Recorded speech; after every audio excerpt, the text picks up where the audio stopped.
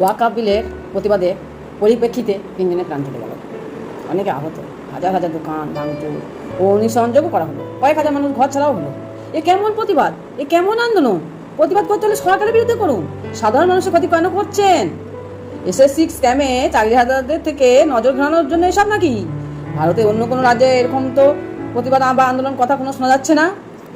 যে ওয়াকআপ বোর্ড আপনাকে high court supreme court যেতে দিত না, সব বিচার তারাই করতো, এখন তারা নিজেদের মাথাতে সুপ্রিম কোর্টে ছুটছে। কি দিনকাল এলো সত্যি, ঠেলায় না পড়লে বিড়াল গাছে ওঠে না। 2.5 লাখের খাবার খেলে মোদের ওপর তো রাগ করো, হ্যাঁ তোমরা যে সব বুড়ো খোঁকা চাকরি খেয়ে ফাঁক করো, তার বেলা এখন তো শুধু চাকরি গেছে, আগামী দিনে জায়গা জমি ঘর বাড়ি সব যাবে।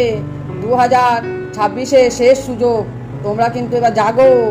পরিস্থিতিতে নিপীড়িত, অত্যাচারিত, নিষ্পেষিত, অর্থহীন ক্ষুধার জ্বালায় ছটফট করা বাসহীন জনগণের জন্য একটু ভাবুন এবার। আমার কিন্তু 5 হাজার অভ্যাস নাই, তাই তো অনেকের সাথে সম্পর্ক আমার গভীর না।